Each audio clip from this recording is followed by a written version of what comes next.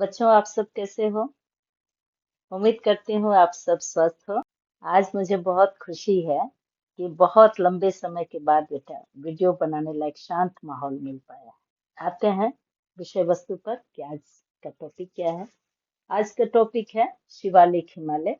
क्योंकि हम लोग हिमालय के बारे में ही जानकारी प्राप्त कर रहे हैं, जिसमें हम लोगों में जान रखा है कि ट्रांस हिमालय और उत्तरी हिमालय, उत्तर का मुख्य हिमालय जो है वो, और ये तीसरा में जानेंगे कि उत्तर पूर्व का हिमालय। तो वैसे में जो जानकारी हम लोगों ने ली है पढ़ाई के दरमियान, वो ट्रांस हिमालय को बखूबी जान लिए, और उसके बाद ये बृहद हिमालय को जाने हैं। मुख्य हिमालय में बृहद हिमालय और लघु हिमालय को जाने हैं। आज जानेंगे शिवालिक हिमालय।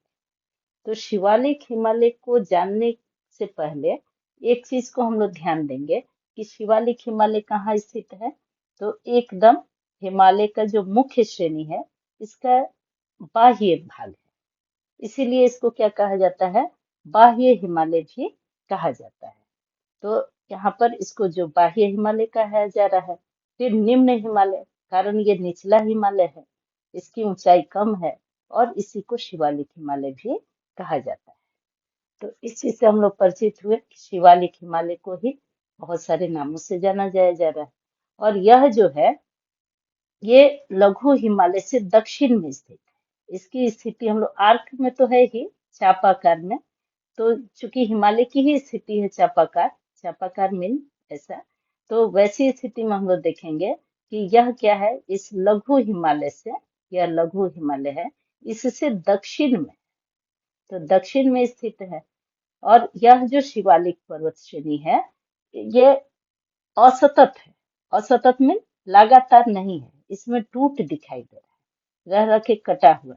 निश्चित है कि इसमें से क्या हो रहा है कि जो नदियां हैं वो यहाँ से ये बह रही हैं। तो इस तरह से इन नदियों के मार्गों के कारण इसमें काट और छांट की प्रक्रिया हुई है, जिससे ये क्या होता है कि ये कटा छटा दिखाई देता है। तो इस तरह से हम लोग इसको जाने कि ये कैसा है, असतत है। दूसरा चीज यह जानना कि लघु हिमालय, यह जो लघु हिमालय है और शिवालिक, इन दोनों के बीच का जो यह एरिया आता है, ये इस वाले एरिया को कहा जाता है। क्योंकि हम लोग जान चुके हैं कि यह थ्रस्ट कहा जाता है। तो यह जो थ्रस्ट है, इसका मेन मुख्य नाम क्या है, मुख्य सीमांत थ्रस्ट, या फिर इसे मेन बाउंड्री थ्रस्ट के नाम से जाना जाता है। यहाँ मैं लिख दूं, ये कौन सा थ्रस्ट हो गया, main boundary thrust, main boundary thrust, या इसी को कहा जाता है मुख्य सीमांत थ्रस्ट। और इसके नीचे वाले इलाके में, जो शिवालिक से निचला इलाका है, उस एरिया में जो थ्रस्ट पाया जाता है, इसको कहा जाता है हिमालयन फ्रंटियल फ्रंट।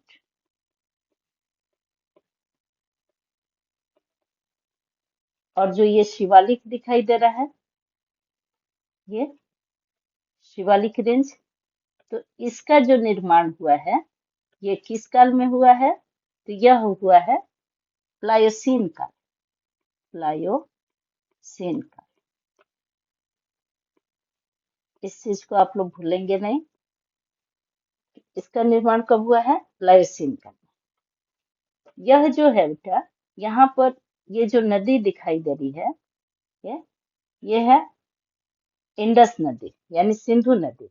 इसी सिंधु नदी के पास यहाँ पर ये पोटवार का पठार है, जो पूर्णतः कहाँ पड़ता है, पाकिस्तान। इसी पोटवार के पठार से ये शिवालिक का, ये पूरा शिवालिक की श्रेणी पाई जाती है। और कहाँ तक पाई जाती है, ब्रह्मपुत्र नदी। अब यह जो श्रेणी है, ये कितनी लंबी है, तो लंबी के हिसाब में हम लोग देखते हैं कि इसकी लंबाई 2400 किलोमीटर है। लंबाई कितनी है, 2400 किलोमीटर। और इसकी चौड़ाई की बात होती है, तो चौड़ाई इसकी, चौड़ाई 10 से 50 किलोमीटर, यानी कहीं कम कहीं थोड़ी ज्यादा, यानी चौड़ाई जो है वो 10 से 50 किलोमीटर तक है। और इसकी जो औसत ऊंचाई वो 900 से 1200 900 से 1200 मीटर। ये याद रखेंगे आप लोग कि लंबाई कितनी है। लंबाई जो है वो 2400 किलोमीटर, चौड़ाई 10 से 50 किलोमीटर और औसत ऊंचाई इसकी है 900 से 1200 मीटर। ये जो पूरा क्षेत्र है बच्चों, यहाँ पर हम लोग देख पा रहे हैं कि ये क्या है, निम्न क्षेत्र है, निचला क्षेत्र है। निश्चित है कि नदियों द्वारा जो अवसाद जमा हुए होंगे इस एरिया में, ये शिवालिक श्रेणी में निश्चित करके उनसे ये निर्मित हुआ है। तो इसका निर्माण यानी शिवालिक का निर्माण जो है वो कैसे होगा, वो बालू पत्थर, गाद, सिल्ट, कॉन्ग्लोमेरेट आदि से हुआ है। और यह जो एरिया है पूर्णतः अवसादी है। अवसादी चट्टानों से निर्मित होने के कारण इसमें क्या होता है कि भूस्खलन की स्थिति सदैव बनी रहती है, यानी भूमि का टूटना गिरना ये सब। और ये चूंकि हम लोग यहाँ देख पा रहे हैं कि इसकी ऊंचाई कितनी है, 900 से 1200 मीटर। तो इतने कम ऊंचाई का होने के कारण इसमें वनस्पति भी बहुलता से पाए जाएंगे। इस क्षेत्र में क्या होगी, वर्षा अधिक होगी, तो वर्षा भी है। और इसमें ये जो है पूरा अवसादी है मिट्टी इसकी, तो निश्चित है कि इसमें वनस्पतियों का आच्छादन मिलेगा। और वनस्पतियां चुकी हैं तो इसके साथ जीव जंतु भी पाए जाएंगे। तो यह पूरा क्षेत्र देखा जाए तो वनस्पति और जीव जंतुओं का एकदम बहुलता से भरा हुआ क्षेत्र है। और इसका अगर विस्तार हम लोग देखते हैं कि विस्तार कहाँ कहाँ है, तो अपने भारत में यहाँ पर ये कौन सी नदी हो गई, झेलम नदी। तो झेलम नदी से लेकर के पूरा ये रावी नदी तक, यह जो हिल है इस हिल को कहा जाता है जम्मू हिल्स। तो जम्मू हिल्स कहाँ है, झेलम से रावी नदी तक। और इसकी चौड़ाई जो है यहाँ पर, ये कुछ चौड़ी है तो 20 से 50 किलोमीटर। और इसके बाद यह जो एरिया शुरू हो जाता है, ये पंजाब का एरिया शुरू हो जाता है। यहीं पर सटे हिमाचल है। तो पंजाब और हिमाचल वाले एरिया में, पंजाब का जो होशियारपुर और अंबाला जिला है वहां पर ये शिवालिक श्रेणियां कुछ पाई जाती हैं। और उसी तरह से हिमाचल प्रदेश वाले इलाके में सिरमौर जिला जो है उसमें ये इसको पूर्णतः पार कर जाती हैं। और हरियाणा में पंचकुला है, पंचकुला जिला, उसमें पिंजौर है, पिंजौर दून, जो कहाँ पड़ता है, हरियाणा में। और इस तरह से उत्तराखंड वाले इलाके में इसी शिवालिक रेंज को नाम मिला हुआ है डुंडवा रेंज। कौन सा रेंज, डुंडवा रेंज। और जब ये यही शिवालिक नेपाल की ओर पाया जाता है तो नेपाल वाले इलाके में इसको कहा जाता है, यानी नेपाल क्षेत्र में चुरिया मुरिया या चुरिया रेंज कहा जाता है। किसको, शिवालिक को। यहाँ पर बच्चों ध्यान देंगे हम लोग कि यह जो पूरा एरिया है ये सिक्किम का है। और सिक्किम में यहाँ तीस्ता नदी बहती है। इसी तीस्ता नदी के बाद अपने भारत में बहुत ही छोटे छोटे पहाड़ी पाए जाते हैं इस एरिया में। और छोटी छोटी पहाड़ियों के मिलने के कारण ये एक गलियारा सा हो जाता है। और ये 90 किलोमीटर का क्षेत्र बनाता है। कितने का, 90 किलोमीटर का गलियारा गलियारा पाया जाता है। कहाँ से कहाँ, तो तीस्ता, ये नदी है यहाँ पर, एक तीस्ता नदी, वहां से लेकर के ये पूरा यह जो एरिया है यानी अरुणाचल तक, ये 90 किलोमीटर का एरिया पाया जाता है। और उसके बाद यह जो एरिया शुरू होता है अरुणाचल का, तो इस वाले एरिया में डाफला, मेरी, अबोर, मिसमी ये सारे रेंज पाए जाते हैं। जिसको हम लोग किस में पढ़ाई करेंगे, ये पूरा का पूरा जो ये इतना इलाका हुआ इसको हम लोग देखेंगे अगले वीडियो में, उत्तर पूर्व का जो हिमालय है उस वाले में। ठीक है। एक और जानकारी का चीज इसमें जान लो बच्चों कि ये क्या है कि शिवालिक की उत्पत्ति, ये जो शिवालिक की उत्पत्ति है इसी के साथ मानव की उत्पत्ति हुई मानी जाती है। ऐसा कि मानव की उत्पत्ति कब हुई है, शिवालिक की उत्पत्ति के साथ ही हुई है। जबकि पाषाण काल नहीं चल रहा था, पाषाण काल की बात आप लोग इतिहास में पढ़ते होंगे। तो पाषाण काल का जो युग रहा है वो जो उत्पत्ति का टाइम रहा है, इस शिवालिक का निर्माण हो रहा था। तो उस समय में इस शिवालिक का निर्माण माना जाता है। अब बात अब कहाँ है, तो इसको हम लोग कह सकते हैं कि पूरा का पूरा हिमालय जो है ये तृतीयक युग में बना हुआ है, यानी टर्शियरी काल में। बृहद हिमालय से लेकर के ये पूरे हिमालय का जो सृजन हुआ है वो टर्शियरी युग में हुआ है, यानी तृतीयक युग में। युग की जब बात होगी तो कौन सा, तृतीयक युग या टर्शियरी युग। आप लोग देखते होंगे कि कोयला वगैरह की बात होती है, कोयला कैसा पाया जाता है इन क्षेत्रों में, तो टर्शियरी युग का, तो वही है तृतीयक युग या टर्शियरी युग। शिवालिक के संदर्भ में बच्चों एक बहुत ही जानकारी का चीज है, शिवालिक के पश्चिम की ओर जो गैप ये दिखाई दे रहा है, यानी लघु हिमालय से लेकर के शिवालिक के बीच में, इस गैप में जो मैदानी इलाका पाया जाता है या रहने लायक जो थोड़ा सा विस्तृत इलाका पाया जाता है, उसको कहा जाता है दून। यानी इस शिवालिक से पश्चिम तरफ दून तैयार होता है और पूरब तरफ क्या तैयार होता है, ये द्वार क्षेत्र। जब कभी भी द्वार क्षेत्र की बात होगी तो शिवालिक में ही दून और द्वार दोनों पाए जाते हैं। मध्य हिमालय और यह जो निम्न हिमालय है इसके बीच क्या पाया जाएगा, दून या ताल पाया जाता है। लेकिन इसके दक्षिणी इलाके में जो पूर्व साइड में है इस शिवालिक के, वहां पर पाया जाता है द्वार क्षेत्र। जैसे आप लोग नाम सुने होंगे कि अलीपुर का द्वार या फिर हरिद्वार, तो ये कहाँ पर है, शिवालिक का पूर्वी क्षेत्र। अब आगे हम लोग इसमें जानकारी प्राप्त कर लें कि हम लोगों ने जाना क्या क्या।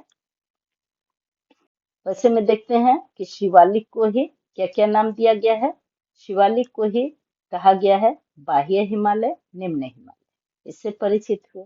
अब शिवालिक श्रेणी की जो उत्पत्ति है, शिवालिक श्रेणी की उत्पत्ति प्लायोसीन काल में हुआ, इसको भी हम लोग समझे।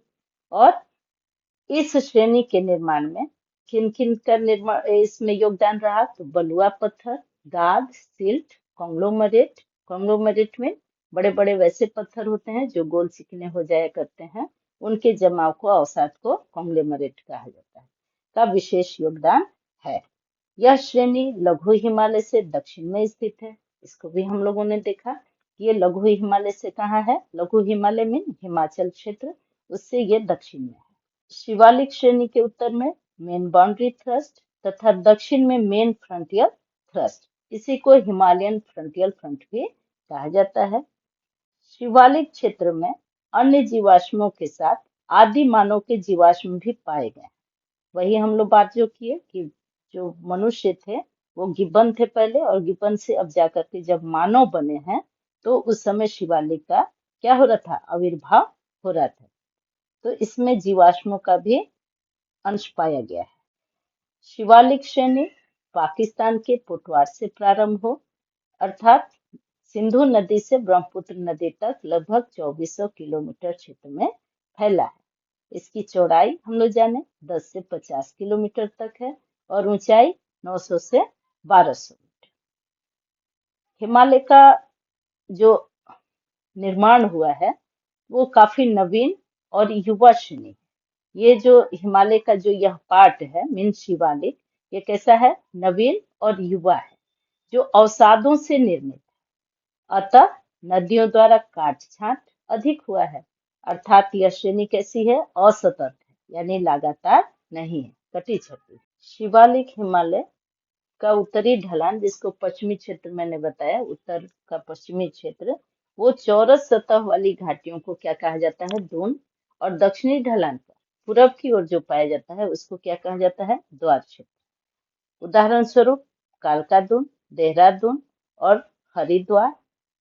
उसी तरह से ताल के रूप में नैनीताल, भीमताल आदि। और वहाँ का जो दर्शनीय स्थल है, देहरादून हुआ, नैनीताल हुआ, हरिद्वार हुआ, शिमला, दार्जिलिंग, ये सारा जो है वो पर्यटन स्थल के रूप में विद्यमान है। इस तरह बच्चों, आशा है आप सभी उत्तर हिमालय से परिचित हो पाए, जिसमें बृहद हिमालय को जाने, मध्य हिमालय को जाने और अभी शिवालिक हिमालय की विशेष जानकारी ले पाए। और उम्मीद है कि किसी भी प्रश्न को, चाहे वह आपका फैक्चुअल हो या कॉन्सेप्चुअल हो, वो उसको बखूबी आप कर सकते हो और अपने आप को उसमें आप सक्षम पा रहे होंगे। और इसी विश्वास के साथ कि आप सभी पढ़ाई में लगे हुए हो, ढेर सारे आशीष के साथ अगले वीडियो में पुनः मिलते हैं। तब तक मन लगा करके आप पढ़ाई करो। जय हिंद।